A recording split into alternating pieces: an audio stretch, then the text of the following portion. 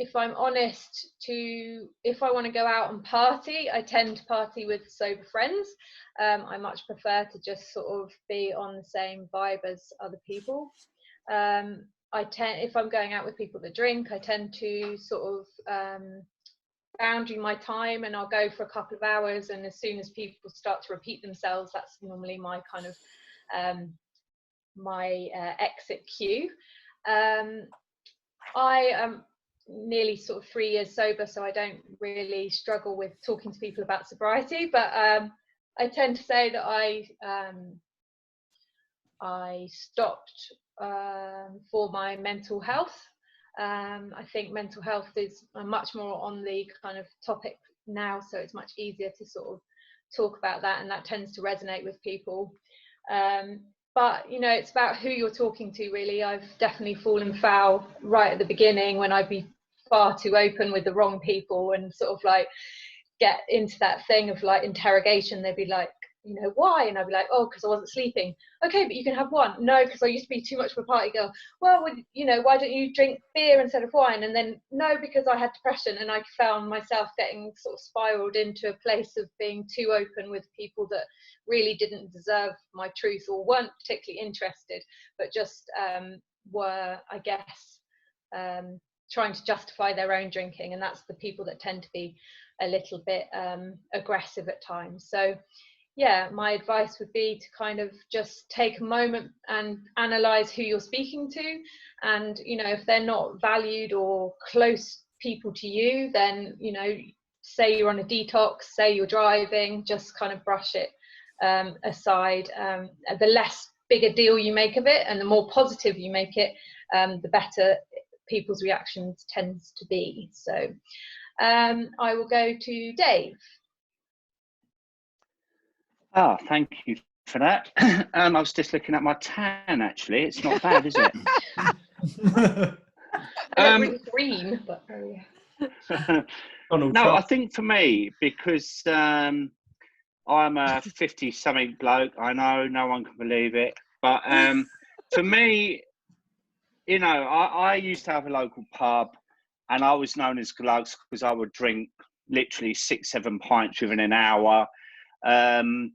I moved in with my wife, and the area is quite different. It's a bit more yuppified, so I fit in really well here. And when I gave up drinking, I really didn't care what people thought, actually. The only personal thing for me was that I didn't know what was outside drinking. I thought that was my life, you know. How could I go out and socialise? How could I go to a pub, not drink, go to a party, a wedding and whatever? But when I did give up drinking, I found actually it was easier than what I thought it would be. And after a few weeks, I went to a social. I think Janie Lee Grace is on at the moment, is that? And I met Janie, the Rock Sober Boys, Claire Pooley, and I realised, and Millie, didn't I? I met you there. And I realised there is life outside of drinking. And since then, I've made the most incredible friends, really, really honest friends as well. And thinking about this conversation, I realised that I don't really socialise with my old friends anymore because they just want to go out and get pissed. And I find that boring now. You know, we all know after 2 or 3, you might as well go home. And I just have the best life now. I go to loads of sober socials and really appreciate my friends now because everything is genuine, real. You know, we're not thinking, shit, what did I say last night? Or did I embarrass myself? Oh my God, what's she going to feel about this, you know? And it just feels so refreshing now, my social life, that I look forward to all these things that we have up our sleeve when we get out of this lockdown. You know, I'm really excited about that. My socialising through lockdown is virtually non-existent, but I do meet a guy called Adam. He's Gabba Podcast on Instagram, and we actually sit on a bench like a couple of old goats every Saturday morning at 10 o'clock in our corduroy trousers and flasks. And this morning I met him at 10, and I looked at my phone and it was 12:30. You know, we just had a brilliant conversation. And I find in this lockdown, I'm really, really changing my opinion on a lot of things. And I'm definitely going to be different when I come out of this. I'm definitely going to look at things differently. And for me personally, it's been a really, really amazing time for me to reflect on my life. So I'm actually really benefiting out of it. So out of these wondrous lot, who am I going to pick? The beautiful Kate. Look at her, eh? You're on fire today, Dave. He's We're having a glasses competition, aren't we? It's like the naughty kid in school Yeah, today. behave yourself. I'm going to mute you in a minute. Do it. So yeah, like socializing just feels like a million miles away. I mean, it did anyway, because my kids are still quite small, and one has extra needs, which meant it's been really difficult to get a babysitter in case he kind of sets fire or something. Don't know why I'm laughing. That's not funny. But so obviously struggling with lockdown and the old mental health a little bit, slightly hysterical. But I really like the phrase, it's always awkward until it's elegant, because that's so true. Well, I don't know if it's ever got to the elegant point, but What's the happening awkwardness. Pardon? No. What's going on? Mute him. So yeah, so this kind of, it's a bit like everything in sobriety, isn't it? It just feels like everything's a bit of a practice, and to manage those expectations and have a few tools. And I'm sure, like Millie, we've talked before, haven't we, on the pod about lots of social tips just before Christmas. So I'm sure you've got like loads and loads to share, and the same with you, Lee. But so I suppose I'll talk more about the system of who to say what to say who to. And there's a friend of Mandy and I's called Rose Romain, and who's in Paris, and she uses a traffic light system of red, amber, green, to sort of vet her kind of people who she would say what to. So if people are green, then they're her people, and if they're amber, they might get a little bit of her story, and if they're red, they get a one-liner. One of those jokes of like, or an antibiotic kind of thing, just when you're like, I can't even be fucked to even go there or give anything away. I don't care what people think anymore, but I did in the early days. So, in the early days, I guess the antibiotics story, or the mental health story, definitely that piece, which is true.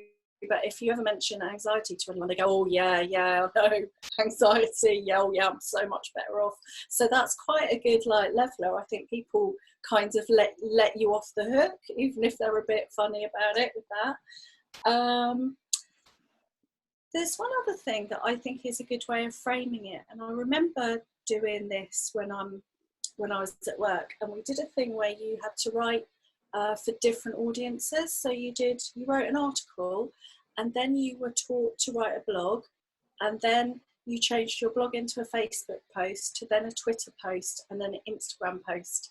And I think it's a bit like that as well. It's like, well, you might get me on the bad day and get the whole of the bloody story, so more pity you, right?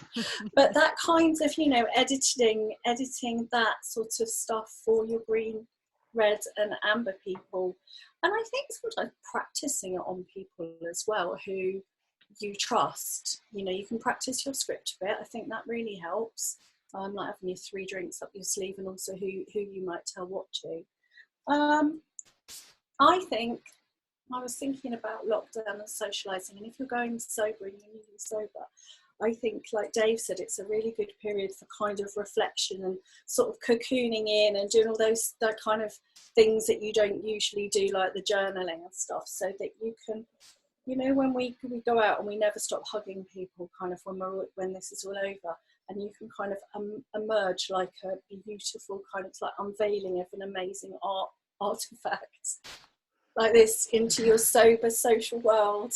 So that's the way I would say it. This is prep time, and then you're just going to be fabulous. I like that. And who am I going to pass on to? I'm going to pass that on to Sam. Hello. So yeah, the socializing, that's kind of like one of the big ones, and what you quite often get when people quit, and you're talking to them about drinking, that's what they say they miss, that wonderful effect when they're drinking. It's that wonderful feeling when they go out with their friends and have a few drinks, and it's just that really great feeling. But what people don't understand is that isn't an alcohol feeling at all. That's endorphins. So when you're relaxed and happy and talking to people and socializing, you get endorphins and you feel good for them. Now, what alcohol can do, because when we go out socializing, often we're nervous to begin with, alcohol can just anesthetize those feelings to begin with. So if you're not drinking, you do get that feeling. It just takes slightly longer. And it really is that simple. And if anyone's in any doubt about that, think about it. And now's a perfect time to do it. When you're in lockdown, drinking at home on your own is a very different experience to if you're drinking with your friends out, chatting and laughing. So make no mistake about it, it's not an alcohol buzz at all, it's an endorphin buzz. In terms of what I personally say to people, so I never did like a big out, I'm sober kind of thing. So this part of my life is most of my friends and sort of my family, but so my work colleagues, none of them really know about this side of things. And I personally just don't see it as any of their business, in the same way I wouldn't talk to them about marital problems or something. This is something personal to me, and I don't feel the need to justify or explain it to people. When I'm out socializing and someone offers me a drink, and most of the time I just say to them, I don't fancy one, thank you. Because I think if you're making an excuse, one, you shouldn't need to make excuses. Do it if you need to. But if you say I'm driving, or virtually anything you can say, people will say, oh, go on, have one anyway. And if you're driving, they'll say, I'll leave the car and get a taxi. If you're training for a marathon, they'll say, I'll have tomorrow off. And you just get into this ridiculous conversation. So I just say, I don't fancy one, because what can you say to that? I don't particularly want a drink. And also it happens to be true. In terms of going out, I think having a cut-off point is a very powerful one as well, because I find this, you go out and for the first hour or so, particularly if there's food involved, the uptake of alcohol slows down a bit and people are fairly okay to talk to. But after 2 or 3 hours, it just gets painful.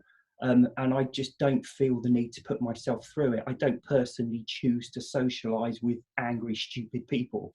So at that point, I just leave.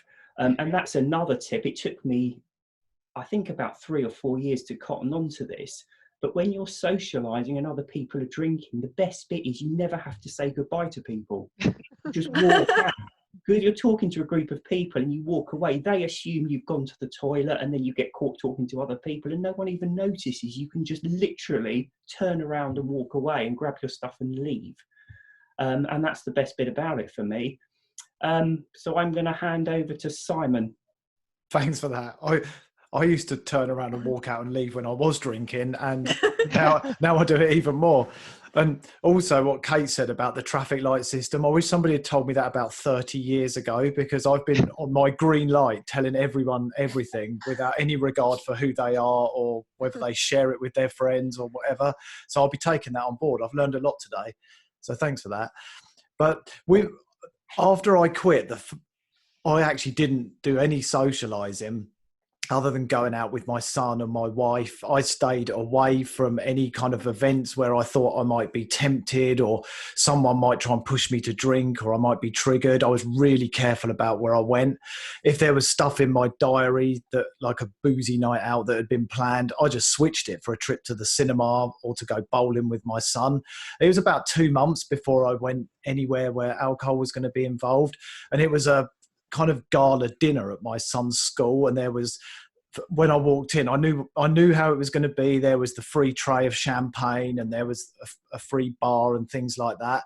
But I'd spent quite a bit of time preparing. I'd actually sort of visualized what I thought it was going to look like and what I was going to say to people. And I absolutely agree with Sam. I've never liked making excuses. I don't want to say to people, "Oh, I'm on antibiotics, I'm on medication." I just say I don't drink, and if they want to talk about it, then the green light's on, and I tell them my whole story. You asked, So the other thing I absolutely firmly do is I always have an exit strategy if other people are drinking, and because sometimes you might want to leave after an hour. Sometimes you might stay till midnight when those people are repeating themselves, spraying your face with spit, talking loudly, not listening to what you're saying. But generally, you're going to want to leave at some time, probably before everybody else does. So there's a lot of, I think there's a video on my YouTube channel, and there's a bunch of around social events, but visualization and planning it, and then getting your journal the next day and actually saying, well, how was it compared to how I thought it was going to be? Was it the same? What was different? And actually looking at the kind of data you gathered. The first time I socialized, I actually sort of treated it like an assignment to myself to go, right, I'm not drinking. I know I'm not going to drink. I'm going to kind of gather all this information and see how it was for me. And I guess the only other thing which also ties in with what Sam said is, since I quit drinking, because I've got so many friends, I've been invited to 2 weddings during that time, which is incredible. I actually haven't got many friends, and but you've got us, Simon. Here's the thing: what I learned is that an event is either fun or crap, regardless of whether alcohol's involved. But I'd heard it before, but I'd never formed a true belief and had the experience. So one wedding, I was invited as a guest to make up the numbers. We only knew the bride, didn't really know anyone else there at all. We sat there, my wife and I, didn't have a great deal of fun, ended up leaving about 7 o'clock, exit strategy. The second one was one of our best friends. We knew everybody there, had an amazing time. We were dancing, laughing. You know, it was just a wonderful occasion. Both times, no alcohol was involved. I had a great time at one and a crap time at the other. And it was the event, it was the people, it was nothing to do with alcohol. But I had to kind of learn that myself by experiencing the two. But it is absolutely true. So, but obviously on lockdown, I have no lockdown socializing tips other than getting on Facebook on FaceTime and engaging in things like this. Although I've had quite a few people saying to me about FaceTime, they're meeting friends and all their friends are drinking and they're finding that a bit of a trigger. So I don't know if anyone else was going to talk about that. It might be one for our guests to pick up on. So who wants to take that one, Lisa or Alex? Lisa, over to you. Oh, thank you, Simon. Do you know why I'm being left to last? Because I'm tetchy. I'm staying well out of your way today. You're right too, Simon. I'm feeling that today as well. You know what I have realised though? I've honestly, every week I love you lot more and more. You've made me right laugh, all of you today. So lockdown for me, I suppose, is very much like my early sobriety. Because when I first stopped drinking, I kind of stayed in a lot. So I did a lot of my socialising through Facebook groups, Instagram. I felt at that time that they were the only people that kind of got me, the sober groups. I'd spent a lot of time, I tried painting. I'm not very good at it, but I tried it. Writing, journaling, gardening, cleaning. And then I remember somebody saying to me, in a group actually, in one of the sober groups, and there was like, be careful you don't get too caught up in your own bubble. And it really made me think. I thought, I am in my own bubble. I've not really been anywhere or socialized with anybody. There's just me staying in, avoiding the outside world so I don't get tempted to kind of drink. So at that point, I thought it best be time that I try and meet people. And I knew, because I drank from social anxiety, I knew it was going to be really difficult for me to meet people, and I knew it was going to push me out of my comfort zone a little bit if I had to go out and meet people. So I did kind of find it difficult to begin with, but I think thanks to Millie, because actually it was one of Millie's posts on Sober Girl Society where I then met Jo and Hannah. And we'd met on you do these posts, don't you, Millie, and ask people where they're from and they can meet up. And I just think it's the best thing ever, because Jo had put on that she was from Manchester. I popped on that I was, and then Hannah did. And me, Jo and Hannah all met for coffee. And from there, Be Sober started. And honest to God, it's been the best thing I ever did. And I remember going to meet Jo and Hannah at the Trafford Centre, and I was so flipping nervous. I had butterfly. It was just not something I'd ever thought about doing. Yet when I used to drink, I'd be in random people's kitchens and I didn't even know them. But I was like so frightened of meeting them. And honestly, I think I knew I didn't want to go out to pubs and with all my old mates. I just weren't finding that I fitted in there. So when we did Be Sober Manchester, it was just perfect for us. And we started, our first event that we did was like a flower crown workshop. So it kind of gave us something to do because we knew everybody would be nervous. We was nervous when we'd met. So we thought if anybody comes, they're going to be. So we, you know, it gave us something to concentrate on. And honestly, when we all met in that room, it was the first time in my life that I just felt like I really fitted.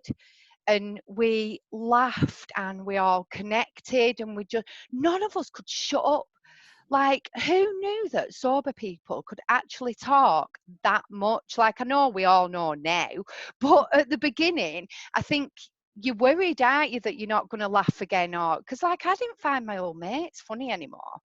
Like, you know, well, you well, not today. but yeah, so I think and then suppose with telling people, right, when I first stopped drinking, I told everybody I was doing 100 days, but sneakily inside I thought I'm going to do this forever, I think, but I didn't dare tell anybody. And in that 100 days, I've said this before, but I realized that I had 2 holidays booked. So one of them was to go and see my stepdad in Canada. And I'm not lying, he was so disappointed that I told him that I wasn't drinking. He was gutted because I suppose drinking had always been my identity. That's who I was. I was going out, I was fun, and I'd do this. So I think he was kind of expecting me to turn up and be like, no, no, no, no, because that's how he would see his life without drinking in it. That's what I realise now.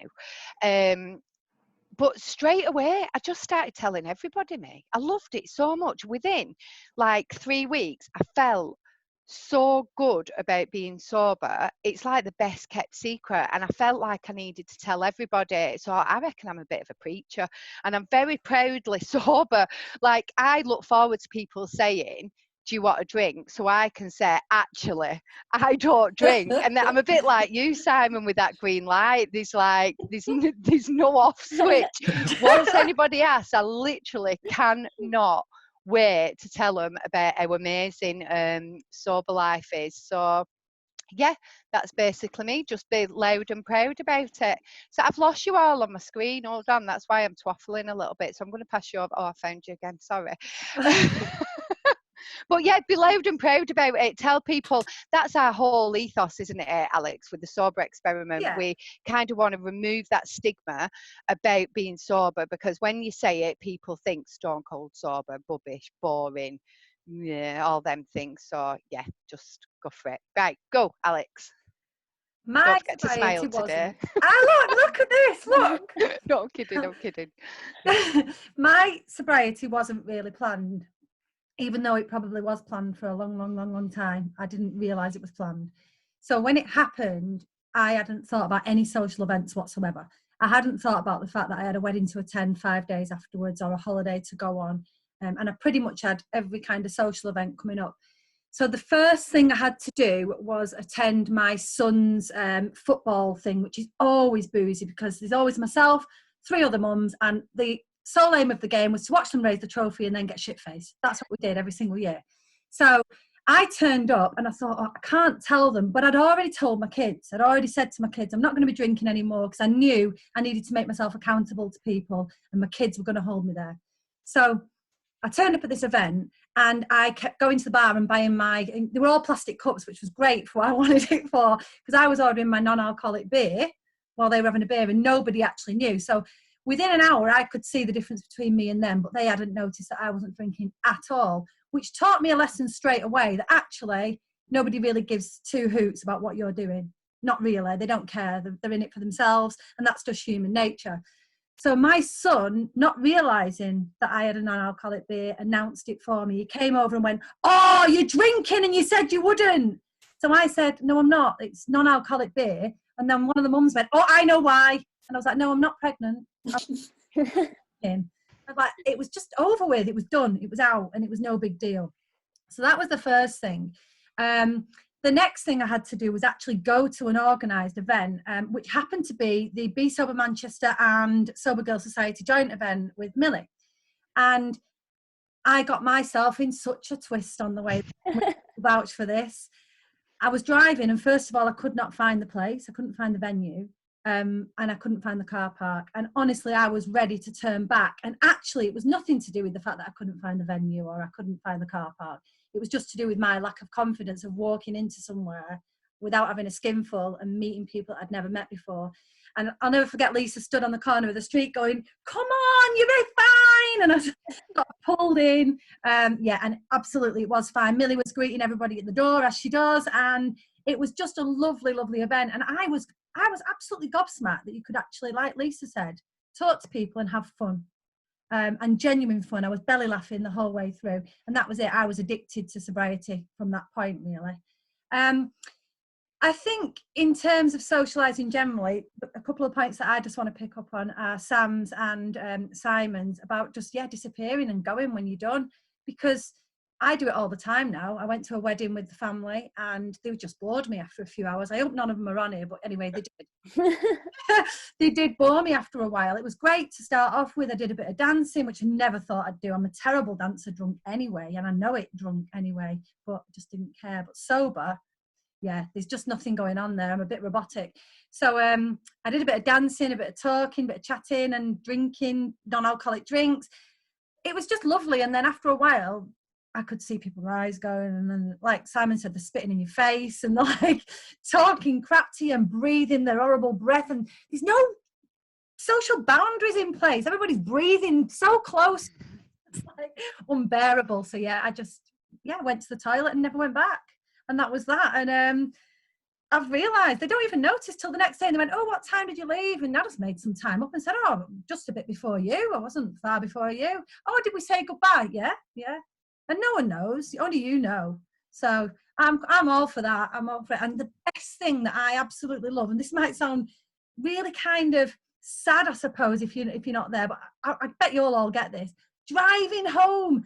Who knew how amazing driving home would be? And thinking, yes, one up on you lot tomorrow morning when I can get up and be with my kids and have a laugh and not be like, oh, missing half the day. Yeah, I can't add any more than what you guys have said about it. So that's me. Mandy, do you want to do the honour?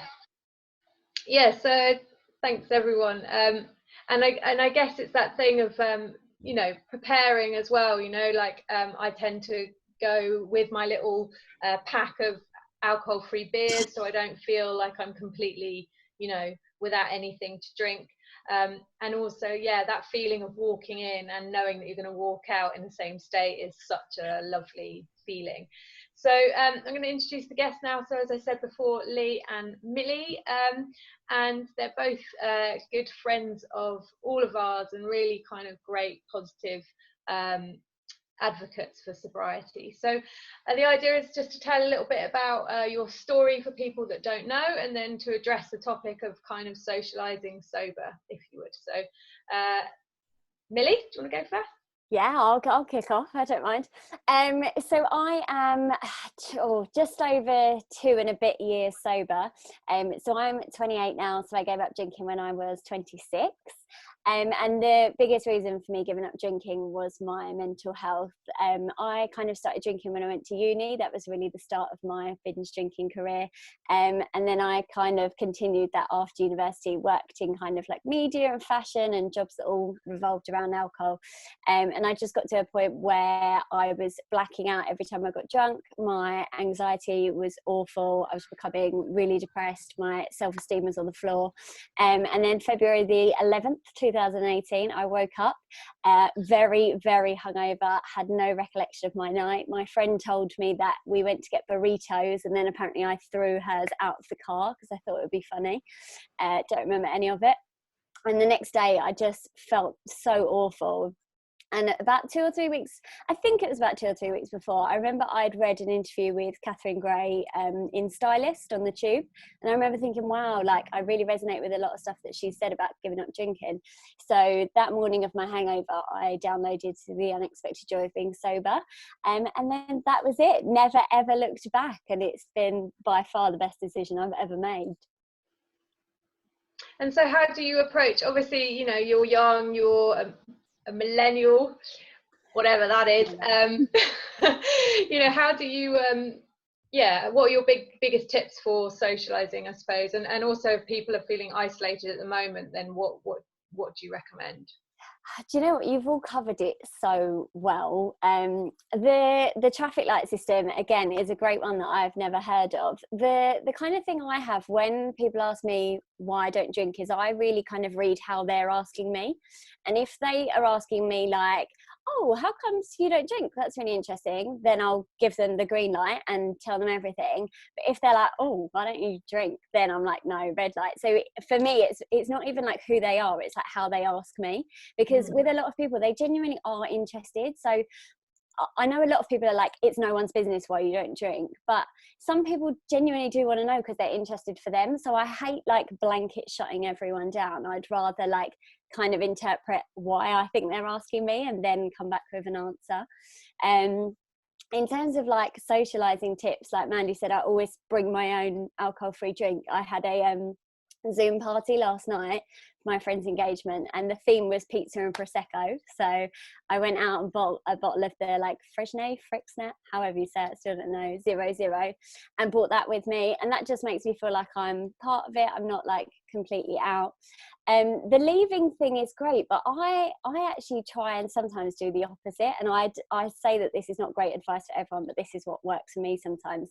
If I leave too early, I find myself leaving a bit deflated and a bit like, oh, like I feel a bit left out. And I always give the example, I went to a bottomless brunch with my friends for their birthday, and the waiter came around and I ordered like a non-alcoholic cocktail, and he was like, oh, you know this is a mocktail, don't you? And I was like, yeah, I'm very aware, thank you. And so I kind of felt like a bit rubbish, and all my friends were like clinking glasses, and I thought, do you know what, if I leave now I'm just going to feel really deflated. So I kind of stayed, I stuck it out. 3 hours later, 2 of them had cried about something that had happened on holiday like 3 years ago. One of them I had to carry her out, and it was like 4 p.m. and I was like, oh my god, I feel amazing, I'm so glad that I don't drink and that this isn't me, and tomorrow I'm going to be so smug. And then they all had to go home because they were so drunk, and then I went and met my boyfriend and all of his friends and had like a second wave. So sometimes if like people are absolutely doing my head in, I'm like, no, I'm going to leave. But sometimes I kind of like to see it all unfold, to be like, yeah, I'm so glad that's not me. So it depends really. Again, it's always on the situation. Like sometimes it's a fun time, sometimes it's a rubbish time. And my one massive pro tip is to always nap, because it's exhausting socializing with people, and if you don't have the energy for it, that's like the one thing that even when you're tired, if you drink, you can like make it 4 or 5 in the morning. If you're not drunk, 11 o'clock you're done. So I always say nap before, so you've got like optimum energy. Wicked tip. And it's and I was just thinking in my head, quite often is that fatigue. It's like you overstay your sober window, and then you're like, your resolve goes, the willpower, whatever, and it's just like, oh, you know, fuck it, I'll drink. So I think that tip to sort of nap before is a really good one. Lee, don't they say to eat as well though, as Mandy, like, and I'm sure you've all heard this, if you go out, make sure you've eaten so you know that you're not craving alcohol, because sometimes you can just be hungry and think you want to drink. Have a banana. Yeah. As if someone hasn't thrown your burrito out the window. Yeah, exactly. It happens. So Lee, if you could introduce yourself a little bit. Hello, my name's Lee. Thank you for asking me on. It's just nice to have something to do, isn't it? I put a t-shirt on, and I put a watch on, and I've put aftershave on, and I haven't had aftershave on for about 6 weeks, so it's actually making me feel a bit queasy. But you know, I feel like I'm ready to go. So my drinking, basically, with my drinking, I just had enough. Really, I had literally had enough, as in like I had had enough alcohol for a lifetime. And then I just had enough of feeling bad. And I don't just mean the way alcohol made me feel, I mean feeling bad about myself, because it slowly chips away at your self-love, your self-confidence, whatever that is, because I would always set myself goals to moderate and to cut down and to stop drinking, and then I wouldn't stick to those goals, and then I would feel like the worst person who had ever been on this planet, because I felt like if I couldn't stop drinking, then I couldn't do anything really. Alcohol consumed me. In the way that if I wasn't drinking it, I was thinking about it. I was thinking about how to stop drinking. I was thinking about how to cut down on drinking. I was thinking about what life would be without alcohol, which I thought would be horrendous. So yeah, I think for about 5 or 6 years, really, I tried different things to try and stop drinking. I'd also developed really bad hangovers, which were full of anxiety. And, you know, sort of just didn't put 2 and 2 together, that I would drink and then the next day, or maybe the next 2 days, I would be anxious. I just thought that was the way it went, really. So for me, yeah, it was just really important. It was also starting to affect my health. Yeah, it was just absolutely time to stop drinking for me. So that's what I did in July 2000 and what year is it now? 2018. So like 20 months ago, I think it was, that's when I had my last drink. I turned 40 in the May, and then, yeah, but like 3 months later, I stopped drinking. So that was, yeah, that was absolutely the life-changing moment really for me. I think it's really good we're talking about socializing, even though we're all like, you know, stuck in our houses, because for me, my social life was a massive reason that kept me drinking for so long. I was terrified of not drinking, actually terrified, because I thought I would have no social life. So that's what kept me drinking. Not just that, but it was a massive part of it. I genuinely would be, and it would fill me full of anxiety, thinking, if I don't drink alcohol, what will I do? Like, what I remember me and my friend used to say stuff like that. Like, what do they do if they don't drink? It's hilarious, you know? Well, I tell you what we bloody do. We live our lives. That's what we do. We live our lives to the fullest. Not always to the fullest, but, you know, I try my best, of course. But socializing for me, like, you know, I think it's a question that people often get asked who don't drink, like, what happens with your social life? Will your social life change?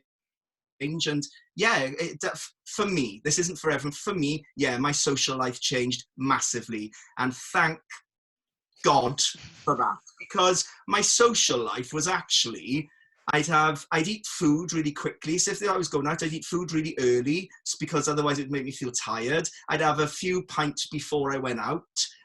Then I'd have about 8 or 9 pints when I was out, sitting in a dark pub, you know. Then I'd go out and smoke 20 cigarettes. Then I'd come back to my house and drink like another 4 cans, speaking absolute crap, not remember anything about it the next day, not really remember how I got home. Sometimes, you know, I'd have to check my bank balance the next day to see where I got bloody cash back, because I knew all the pubs that gave cash back and took cards, do you know what I mean? And then that was my social life. That's not a social life. That's not sociable. You know, I wouldn't listen to people. I was talking, you know, it was just nonsense, and it was all bants, you know. And I think that's a really hard thing as well when you hang around with people who are drinking, is that you realize they're honestly not funny. Like, you know, a joke about a beer mat that goes on for an hour and a half, I'm like, genuinely, guys, it's just not funny. It wasn't funny at the start, and now it's really not funny. But that was me, definitely. So yeah, I think it's really important to talk about, for people who are still drinking and thinking of stopping or cutting down, I think it's really important to speak about that and to realize that your social life will change, or my social life did change anyway. And it's so much better. Honestly, it's so much better. I now, when I meet up with friends, I properly connect with them and we chat. I remember it, which is absolutely amazing. It doesn't cost me 160 quid either, just to pop to the pub, you know? Because when I was drunk, I was like, I'll buy you a drink, I'll buy you a drink. You know, people thought I was generous, but actually, I think I just wanted people to drink, you know? So yeah, so when I meet up with people now, and we do things like go for walks, go for food, whatever that is, it's proper social time, and we proper connect and listen to each other, and it's so much better. As for the tips thing, I think something I always do is if I go to a restaurant, I actually don't go out to pubs that much anymore if I can help it. And I'm really blunt and I'm really honest. And I'm just like, I don't want to come, but I'd love to meet you and do something else. Because I just, that took a while for some of my friends to get. And I understand that. I really understand that. Because no one could believe that I had stopped drinking. So I really understand that. But if I am going out, or even if it's just to restaurants, I'll always ring ahead to check if they've got alcohol-free stuff, because I know not everyone does, but I love alcohol-free lagers. And the beauty of them is I do have one or two, whereas before, like I just said earlier, I'd have like 3 or 4 drinks before I went out. Never, God, yeah. So that's one of my tips for socializing as well, is to ring ahead if they've got alcohol-free stuff. What else are we talking about? Oh yeah, what to say, isn't it? I think what everyone else has said is really interesting, and it's really true. And Millie, you're so right in the way that it's actually the way people ask sometimes, isn't it? And then where to go. And at the start, like you were saying, Kate, like, get me on a good day or whatever. It was like, at the start, it was like a one-man show that no one wanted to bloody watch. Because the problem is, well, often when you're speaking about not drinking, you're talking to people who are drinking. It's like talking to someone who's in Slimming World, like while they're eating a custard slice, isn't it? It's like they don't want to hear it. You don't want to hear it when you're like, alcohol actually kills you, actually. And they're like, hi. And also, I've been that person who's in a pub and I'm like, that person over there's not drinking, don't go near them. And so I understand that I can be a bit, they think I'm bloody Voldemort in the pub. So I'm like, I just won't come, guys. It's so much easier. But yeah, I definitely have had to learn just to keep it really simple. And now I just usually say I don't drink. If I'm meeting someone new and I say I don't drink, they don't say anything, usually.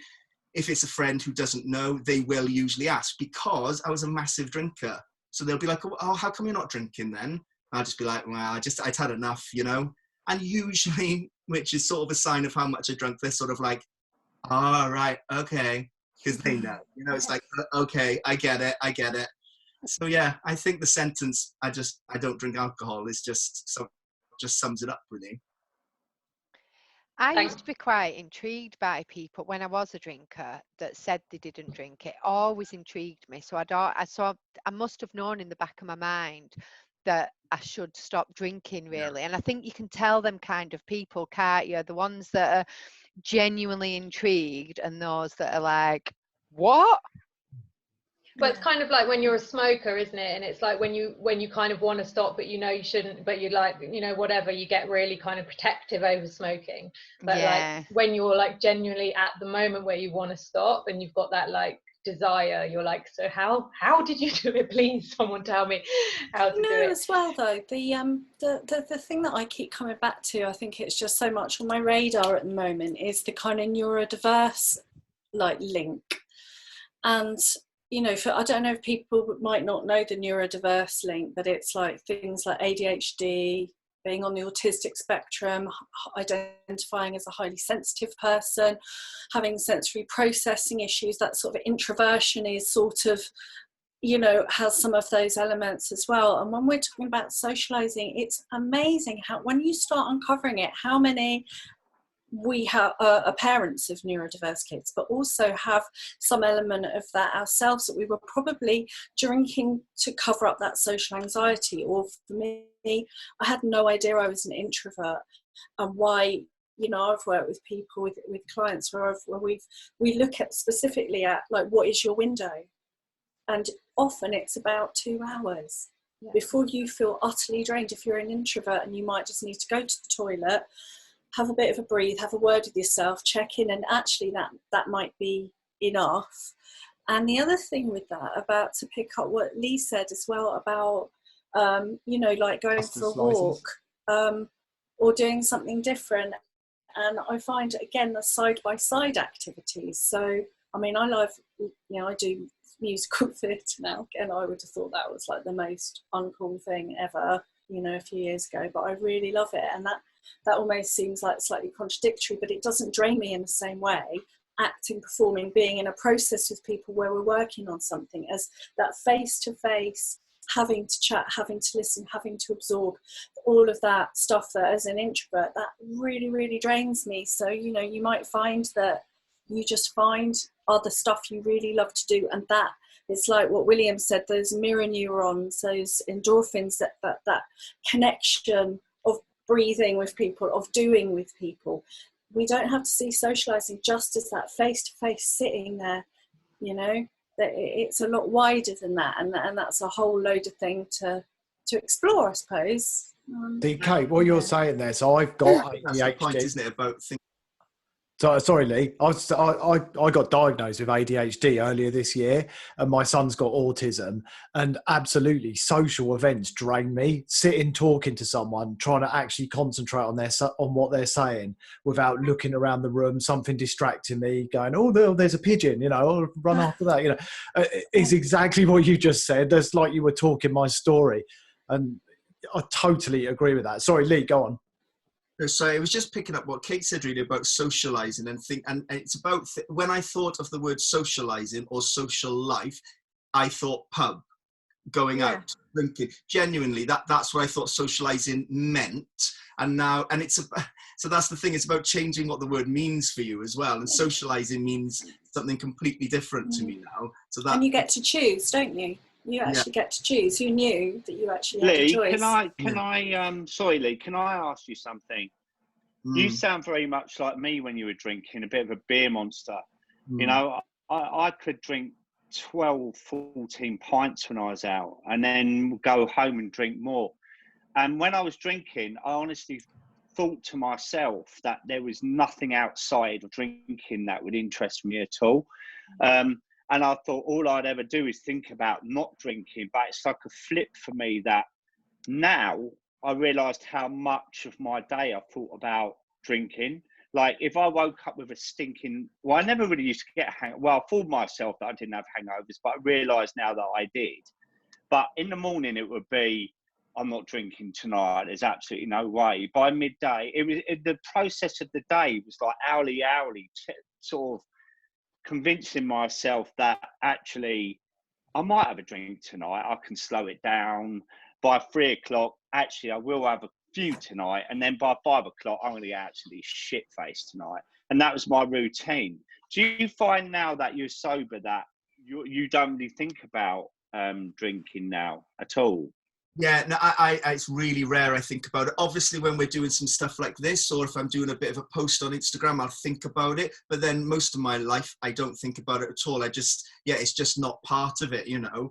I think that thing about what you were just saying as well, Dave, about the amount that, you know, obviously you could drink and that I could drink was just, you know, when I look back to it now, like for me, moderating was 4 cans and a big bottle of lager. That was like having a night off alcohol. So it's just, whereas for people drinking 4 pints and, you know, or nearly 5 pints, that would be like they'd be completely blotto on that.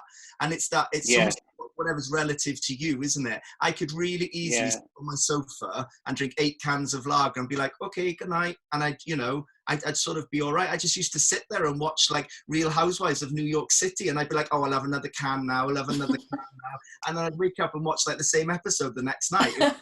Absolutely bizarre. But that talking to yourself as well. Oh my God, like I'd wake up in the morning, I'd feel anxious, I'd feel terrible. I'd have let myself down once again for not having 4 cans. I'd have had 6 or 8 cans rather than what I wanted to do. So then I'd never drink, and I'm going to definitely have 2 weeks off. But like you're saying, by 12 o'clock, okay, look, you know, and then by 6 o'clock, I'm being dramatic. It's fine. Just have to, and it was just the same thing over and over. And it took up so much of my time. And I think this is why draining. Yeah. And I think this is why as well, when you get sober and you see it all the time, people start just to get to understand themselves and find out stuff that they just didn't know about themselves. I'm 41. Am I 41? 1978. Yeah, I'm 41.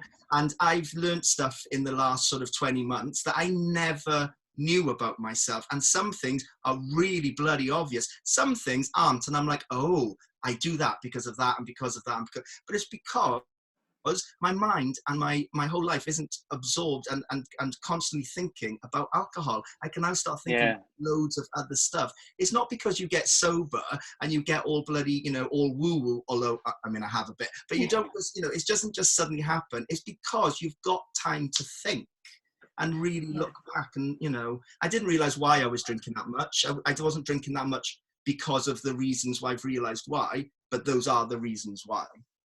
Yeah, I think I'm very similar to you in that respect about the drinking at home stuff. Because I've got 3 children and I'd kind of settled at home, my drinking I don't even know when it happened. I don't know at what point in my life it went from going out on the weekends to drinking on the weekends in the house, and drinking a lot in the house.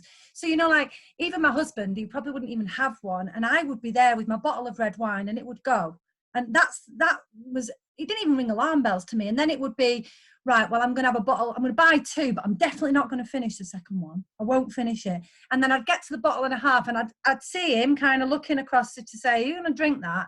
Then I'd put it in the kitchen. Then when he wasn't looking, I'd go to the toilet, I'd sneak a bit. And that, I think, is when I started to think, hang on a minute.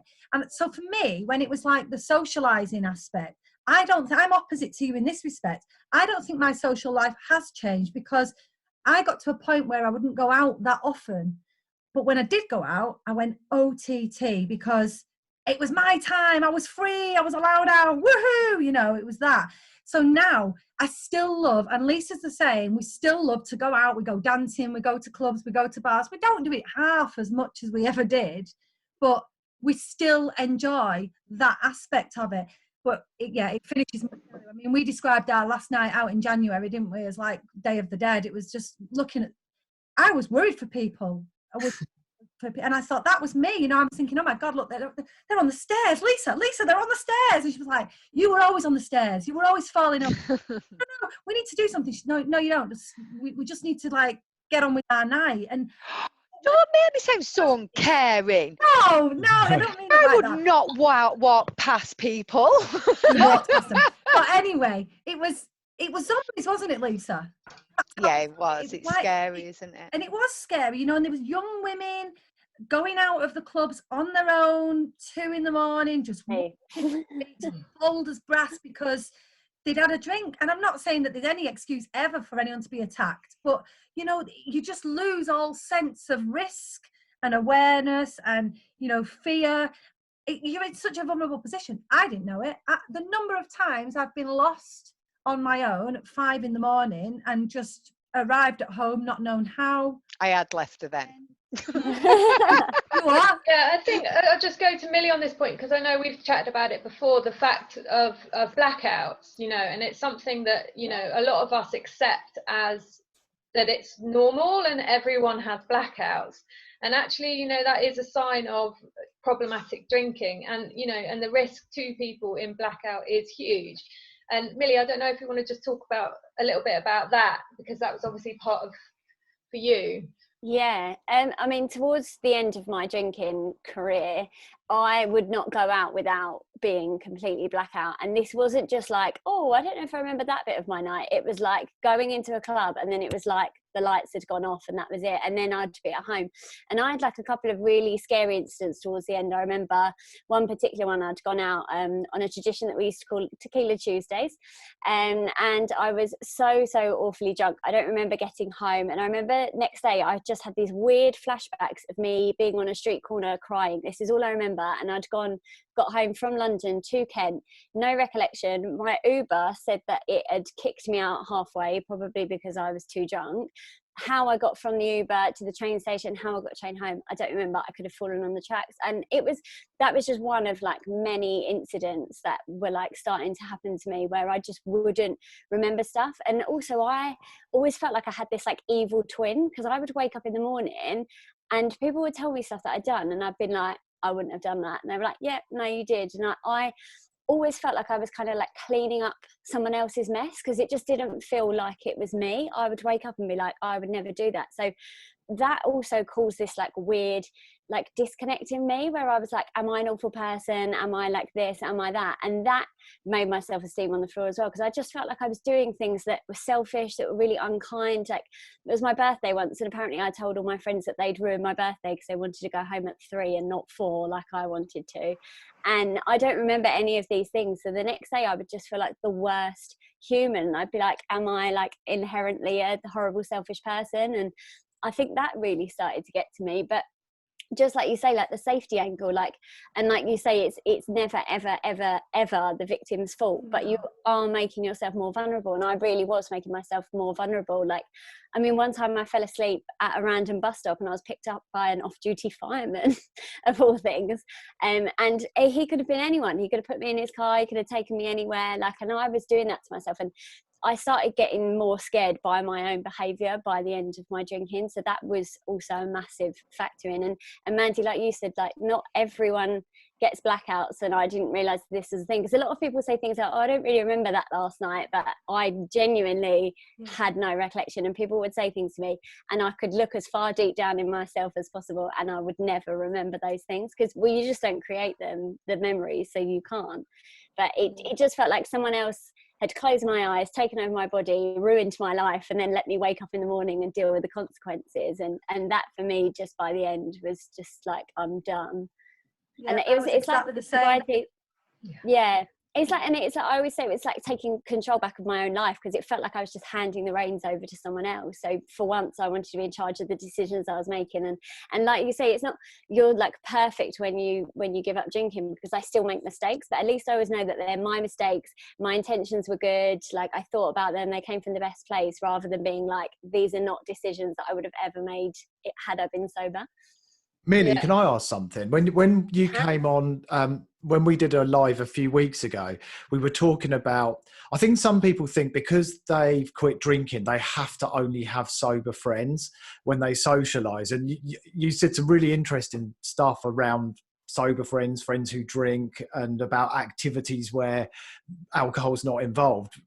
Could maybe share something around like what your circle of friends looks like? Do you have friends who drink? Or are all your friends sober? Yeah, of course. So actually, all my existing friends all still drink, but we've massively changed up the activities that we do. And what I've realised is that I was in fact the ringleader. They're not actually big drinkers. Apparently, it was just me. So that's one thing. But then I have obviously made this sort of like circle of sober friends as well, which is like amazing. And without them, I don't think I would be as strong in my sobriety. But I think there is, and this is kind of what we were talking about, an expectation that just because someone else is sober, that you're going to click with them. And I think some people will come to maybe events and then they won't find that, and they'll be like, okay, I don't know who my people are. And I always say, just like as if two people were single, it doesn't mean that if you pair them together that they're going to get married. Like it doesn't work like that. But, and Simon, you were saying you've done a lot more sort of like different hobbies, like going to boot camp, and like I like went back to dancing and stuff. And you actually meet people who are aligned with you in other areas. And so it doesn't mean that they have to be sober, but if you've got like those things in common, and especially if they're like fitnessy things or things that involve you getting up early, they're going to be more like your type of people. And chances are they're not necessarily going to be sober, but maybe they're more like mindful drinkers or sober curious. And it's not necessarily about finding people who are sober, but I do think that is great. And I think it is so amazing to have things like this that people can like log on to. But I think if you don't find your like one ultimate sober BFF, like it's not the end of the world. You can still find people who maybe align a little bit more with your new lifestyle and not just sobriety.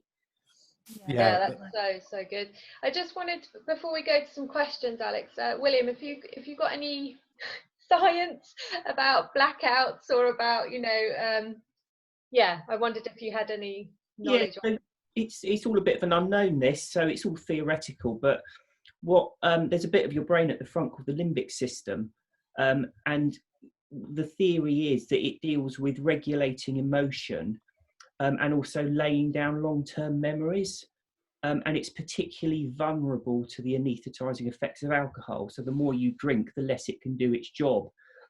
And as I say, one of the jobs is it lays down long-term memories. So the more anaesthetised it is, the more likely you are to do things without remembering them. But also it goes on, how emotions work is emotions are fired and then your brain regulates them.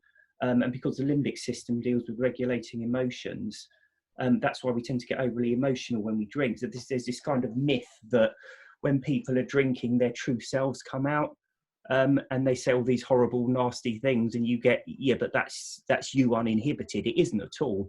Alcohol does uninhibit you. But the reason you get angry or introspective or regretful or sad or all the rest of it, and going back to what we were saying earlier about, at your bottomless brunch when two of your friends have been crying over something that happened years ago, a minor emotion will get triggered and it just runs unchecked. And I think that goes as well, it very much feeds into what we're actually getting out of alcohol, because a lot of the time they tend to be happier and more sociable after the first couple of drinks, but the rest of the evening they don't seem to be particularly enjoying themselves anyway. It's that sort of that ridiculous thing. But I think the other thing just to mention on blackouts is what people find is it's not necessarily the amount you drink in one evening, it can be drinking over time. And a lot of people, what they will find is, because I did this myself, but when you're secret drinking, you're drinking on the sly and you're trying to act sober and you're not getting obviously drunk, but you start losing whole parts of your day. And that was something that I did. So my wife doesn't really drink, and I woke up one morning and there was a load of McDonald's containers in the bin, and our McDonald's is a drive away. So I'd driven up there and I had absolutely no memory of it at all. But the scary thing is she would never have let me do that had she known I'd been drinking. So, and that's where you really start to get into this kind of strange world, because people don't realise that you've actually been drinking to a certain level, but you've got great swathes of the day that you just don't remember. Can I just say about blackouts? When I first stopped drinking, and I remember reading The Unexpected Joy of Being Sober, and Catherine talking about when she had blackouts. And even then, I was like, I've not been that bad. What are these blackouts? I didn't really know what they were, and I thought, so I kind of didn't think I'd been as bad as her. But the more I've stopped drinking and the more I've thought about it, I've been blacking out since I was 13. I just never realised, and I think just the word blackout made me think that I'd never had one. So I just kind of wanted to put that out there for people in case they think they hadn't had one, where they probably have. It can be just, I don't remember that. Yeah, I mean, there's been a couple of comments in the Facebook of I genuinely thought that it was normal to not remember all of the evening, and I think that's quite a thing. So Alex, question from Ben Robinson. It was a while ago. We might have covered. Got any questions? Sorry, can everyone hear me all right? 'Cause it really, go on. And I ended up speaking over Mandy. Sorry, Mandy. Okay. Question for you guys. I'm 515 days sober, not counting or anything. I don't find staying sober stressful in pubs, bars full of people, even if I'm with friends who are drinking, perhaps because I don't know the crowd, or perhaps because I can escape easily.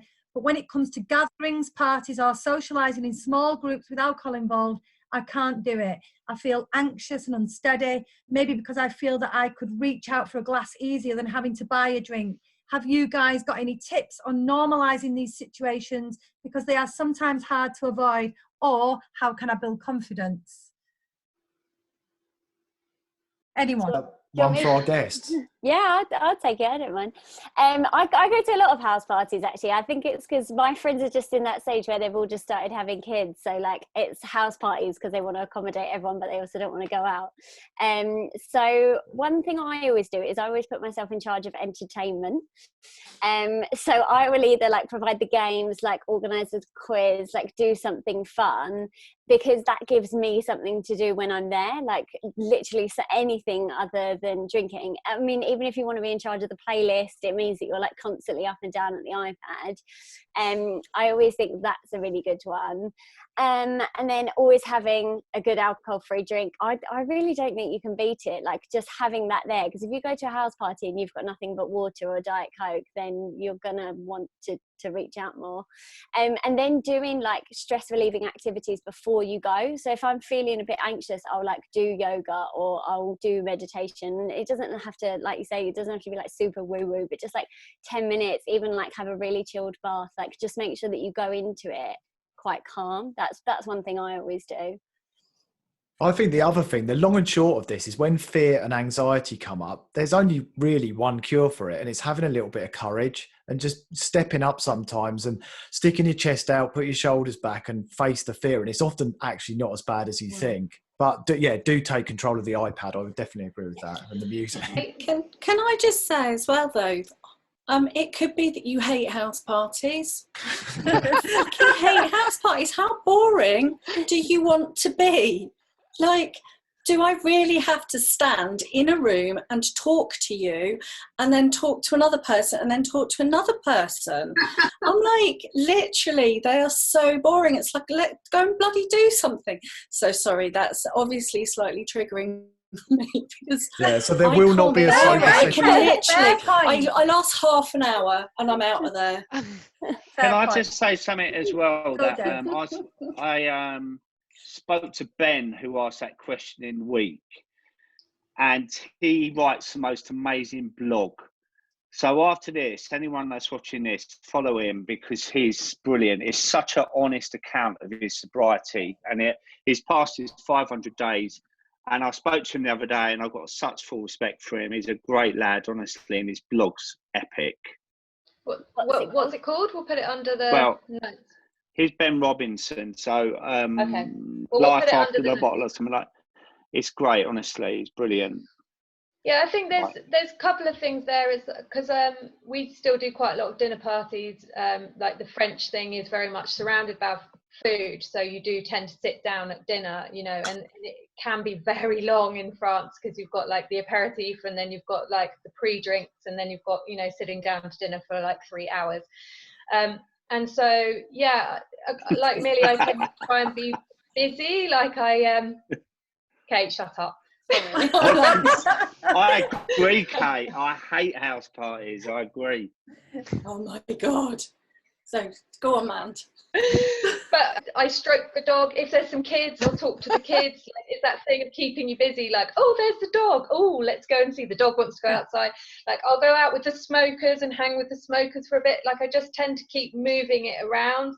And also, yeah, I take my own drinks. So I always have something to drink, so I can go to the fridge, get my own drinks. I think that's really important. And, you know, use your sort of social sober connections. Like, I quite often text Kate in the loo, you know, just like, oh God, you know, and that just keeps going. Like, so yeah, use your tools. And also, like, generally most of the time I have a nice time, because the food is really amazing, and I just really concentrate on the food. So I'm like, oh, brilliant, like more cheese and more dessert, and yes, I'll have another piece, because I'm not drinking, and I tend to sort of indulge myself in the food. There was a couple of comments about non-alcoholic drinks, and that can be a trigger. Can I just add something to that last one first, Mandy? Sure. Sorry, I just wanted to say something that Simon does in his book that I just wanted to pick up on, because this is what I do, because I'm not great at house parties either. I used to be drunk, but I'm not good at them anymore. And something that Simon's book advises, and I find it really useful, is to, just in the same way you might play drinking forwards, play the night forward. So before you go to any event, if you kind of plan out how you want the event to be, you take control of yourself, rather than getting there and being all swamped with things. You can actually play the whole thing forward and say, right, when I get there, I'm going to bring this drink and I'm going to drink this. I am going to talk to X, Y, Z. And I'm not talking about an agenda, but just having an idea of how you want that night to go can actually help you. So I would say that as well. And the last one is, you don't have to go. That's what I wanted to say, Alex. Can I just, you know, when they're asking about confidence of going to these things, if you really want to go, you need to think about, where is that anxiety coming from? Is it because you really want to get there and you're frightened of that, or is it because you just don't want to go? So maybe the confidence is actually needed sometimes to say, actually, that's not really my thing, and I'm going to give it a miss. And I know it's hard when you have that FOMO, that fear of missing out, because I have that. JOMO. Yeah, you've got to turn it to JOMO, haven't you? The joy of missing out. And I think that's something to think about, that it's okay to say no, and it's all right, you know, you're not being boring by staying in, you're actually looking after yourself. And I think that's quite I think it's very much about who you're spending time with, because I had a lot of toxic friendships that were around drugs and alcohol. And then, you know, when that was gone, it was like, oh, I don't know whether I want to go. But I didn't have that in my gut when it was with my two best mates that I've grown up with, and it was just that group, because I knew my only link to them, really, you know, what made us was getting wrecked, and we didn't have anything behind that. So Alex, plus only just quickly there, plus we all know on this panel that they've all bought my branding of Sober Dave pants. So when you don't know about this, but sitting indoors in your Sober Dave pants with your AF drink is just fantastic. With your backside hanging out. I'll put a link on. Yeah, I'll put a link on the old. How much do they cost, Dave? Well, I bought them for you, didn't I, Kate? Hey, you couldn't bloody give them away. You couldn't give them away, I'm telling you. And that hand signed as well. Oh. Sorry. From What, is Mandy there still? Is she frozen? I'm not sure. Is there another question? I think Mandy was going to mention, I'll just carry on because I think she's frozen a little bit, but she was going to mention about the alcohol-free beers. So there's somebody, Justin here, saying he's been given a load of Beck's Blue. It's sitting in the fridge. He feels like tipping it away because he sees it the same as drinking again, taste, etc. Then, I mean, it's not really a question, but what's our advice on the panel about alcohol-free drinks? You know, and they're not for everybody, are they? Basically, Lee. They're not for everybody, definitely not. For me, they're great, but I can feel myself sometimes being triggered by them, without a doubt, because I used to be a really fast drinker, so a bottle for me was just like a bloody wet wipe. Do you know what I mean? It was like, woo, gone. For me, I have like, I can feel myself having 1, 2, 3, and then I'm like, okay, I'm going to stop now. And like I said earlier, I find it easy to stop drinking alcohol-free lager. I didn't find it with real lager. But I've got to say, the big, Sainsbury's and Tesco and all these big places have really, you know, caught on to the alcohol-free stuff. And there's loads of choice now. Some of them are absolutely minging, but some of them are great. I'm sure, I mean, I only ever drunk lager, so I only drink alcohol-free lager. But I mean, I think it's the same with the wine, isn't it? And the prosecco. Some are horrendous, some are okay. But again, it's entirely what works for you, isn't it? It's like the socializing thing. You've just got to do you. You've just got to do whatever, you know, whatever works for you. I think as well what you were saying, Lisa, about having the confidence with socializing not to go. And ironically, you only really get that, or I only really got that when I became sober. So it's, you know, talk about bloody catch-22. I find it very, very easy to say no to people about socializing now. I don't even think about it. I'm like, no, I'm not coming to that. And they're a friend of mine. I'll often say, because I can't bear being around drunk people. Do you know what I mean? And it's sort of a joke, but I'm completely serious. And I don't think there's anything wrong with saying that, because you get to, especially like in a house party, and they all start to melt like it's bloody Madame Tussauds on fire. I'm just like, get me out of. Get me started on the house party. Don't mention that. You don't want to feel Kate's wrath now. There's another. Well, there's a couple here touching on the same subject. Mandy, I think you might be able to answer this actually. But anyone, I've just completed. This is from Harvey. He's done a year sober, and he's getting fatigued. He's kind of feeling triggered. And another one, Michelle, as well. Last week, she heard the term sober fatigue and thinks that's kicking in. So what does sober fatigue mean to you? And although this lady's feeling better, she's feeling a bit uneasy about her sobriety tips when that happens. Who wants to start? Mandy. You go, Mandy. Okay.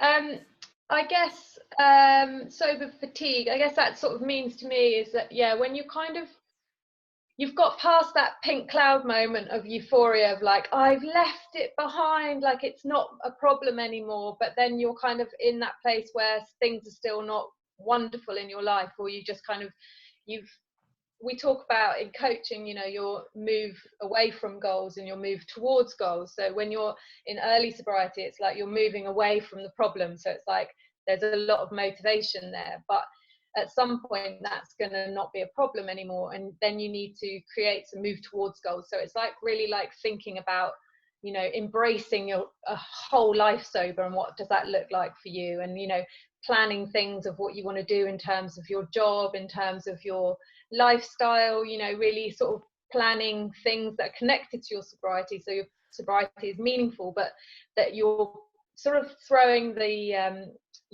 rod a bit further into your life, and sort of perhaps that's the point where maybe you've identified some of the underlying issues about why you were drinking, so perhaps it's kind of a nurturing moment where you want to do a bit of therapy, you want to kind of, you know, move past some of the things that are roadblocks for you, and then it's really about like, right, okay, like I want to boss my life, and really holding on to sobriety as part of your life, but it's not like everything, you know, you've got more goals, you've got things to look forward to.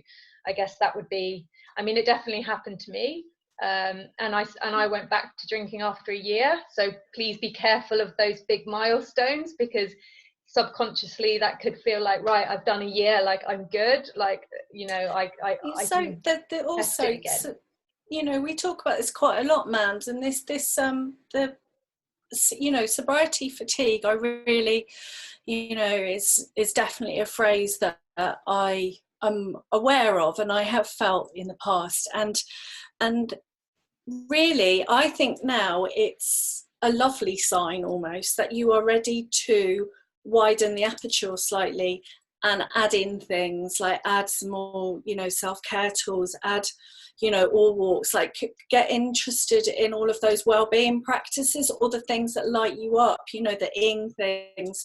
Maybe you need another challenge, like you're ready to expand, and that fatigue is like, oh, okay, I've kind of bossed this bit, what's next? So we can either look at it as it's a really negative thing, or we can go, this is a little signal for growth, there's a bit of growth space there, and what amazing things are there. So a real positive focus, a real self-care focus, a real like, okay, what's going to light me up now, and asking those questions to really kind of give yourself a bit of a boost would be what I'd say.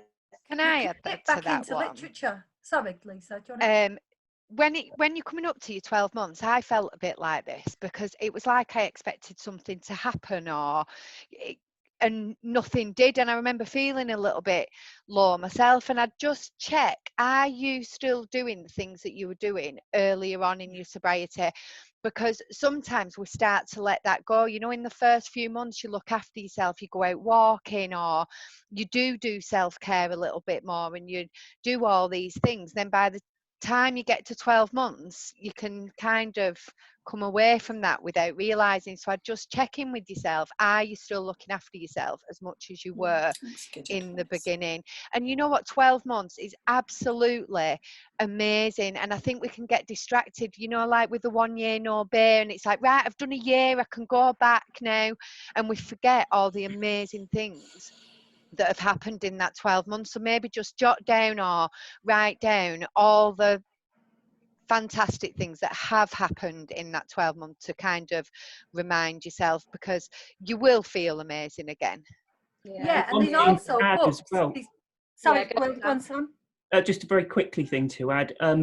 Don't forget alcohol more than any other drug. We're bombarded constantly with it's fun. You know, you turn on the TV, people are drinking sociably. You don't see the reality of it. You know, you go on social media and there's all the memes and there's all the jokey side of drinking. Just don't get sucked into the nonsense. Just remember it for what it is. It's just not particularly pleasant. It's a very ugly thing. So when you quit, you're constantly bombarded with these images. Just don't buy into the hype. I love you, William. Stop it! I do, honestly. It's like, just don't do it. It's ridiculous. And the other thing is I'm not plugging anything here at all, but you just have to look at the panel. You know, there's two podcasts between us. There's 4 YouTube channels between us. There are 3 books, you know, Simon's and William's books got me sober, genuinely got me sober. Kate and Mandy have a book coming out.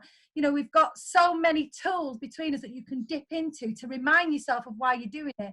Just don't think you're invincible. You know, every now and again, if I have a little waver and think, I think I'm wobbling or whatever, I will happily go back and grab a book or read a chapter again. And I think that's really important, to not get complacent. Lee or There's Millie? what William says. Did you say in your book, William, about the fade effect bias and understanding that kind of the fact that you forget how bad it was, so you can remind yourself. And there's also that, like what I was kind of talking about a menu about hedonic adaptation, which is we get used to things and then we forget how awesome they are. So it's that keeping it fresh, reminding. But I mean, you really helped me when I read your book about the fade effect bias. I was like, oh, that's right. Yeah, we do. So Lee and Millie, how do you keep things fresh? How do you starve off kind of sobriety fatigue? Is that something that you've experienced yet?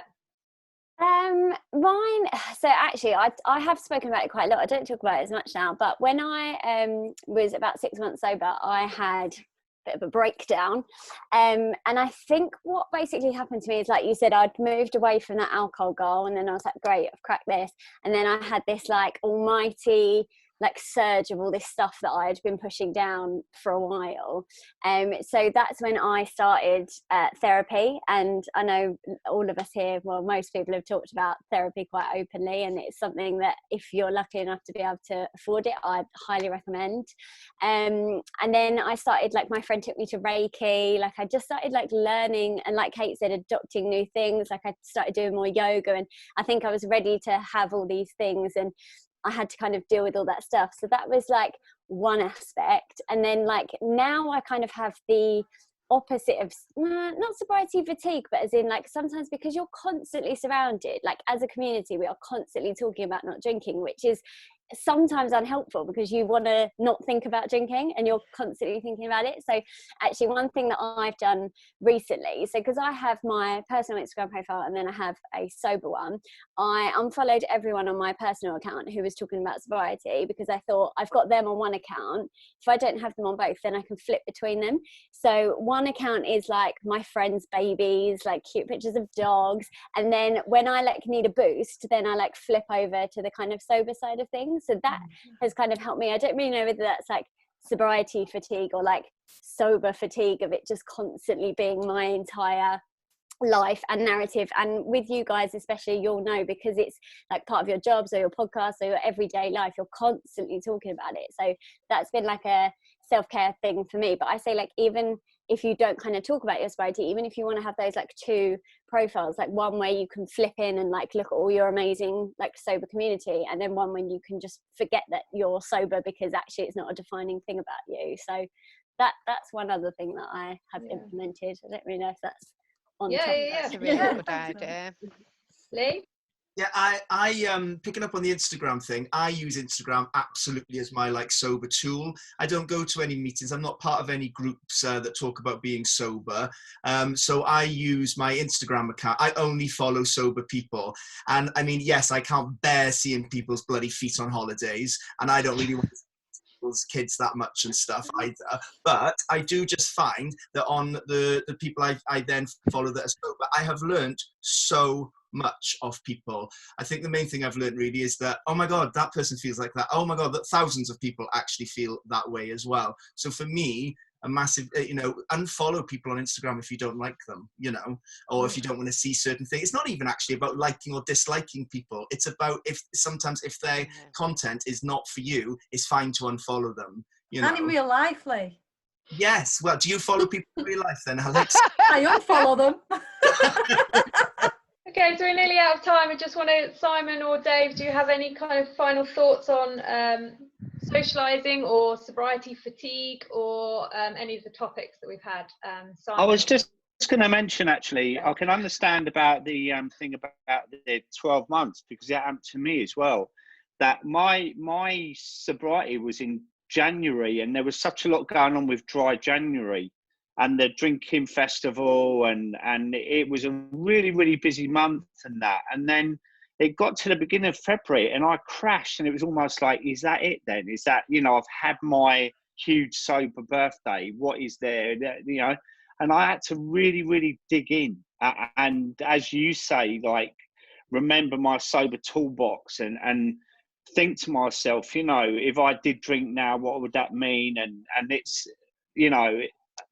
I can really appreciate what you guys have said about that, because I had about 6 weeks of challenging mind thoughts of, you know, I've done that now and that's incredible, but what else? And, you know, there's so many things that now I mean, it's been the most crazy start to the year as well, wasn't it? I mean, I had so many things to look forward to this year, but yeah, I don't know if you got to add to that, Simon.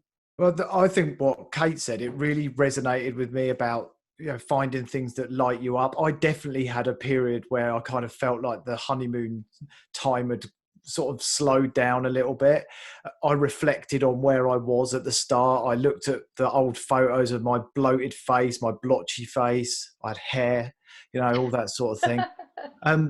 But you had hair? Yeah. There's pictures available.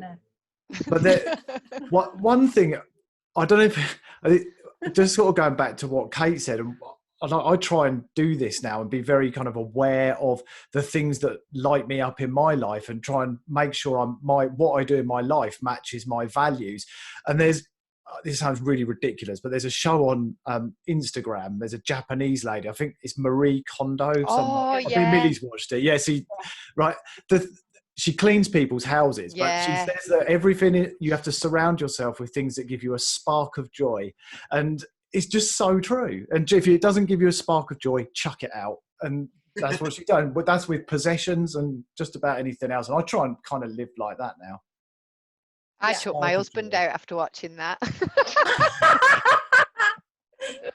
You should watch it. It's great. Joking, are you? She's not even joking. That's what the funny thing is. She's not even joking. She's not even joking.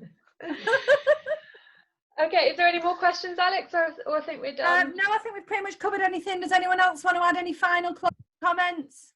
Oh, I have a final comment on to bring it full circle back to Dave and his tan. Did you know that you actually tan better when you're sober? Just a little tip. Oh, that's an interesting so fact. Apparently, although Sam might tell me this is not true, but this is what I read in Catherine Gray's book, that alcohol depletes your vitamin B, and you need vitamin B to tan. And that's why if you buy any of those like tanning products, like the gummy bears that say they help you tan, they're packed with vitamin B. So that's why you've got such a good glow, Dave. Is there you've missed a cliche. That is a cliche. I know. I've just seen here that Simon's dad, Michael, who joins us every week, is amazing. He's just said pictures of Simon with hair are available. Yeah. £5 each. Just keep making money on you, Simon. Okay, we'll wrap it up now. So thank you so much to everyone. Thank you to Lee and Millie for joining us. Thanks, guys. Thanks, guys. Uplifting panel this week. See you guys. It was great. So lots of love. See you later. Bye.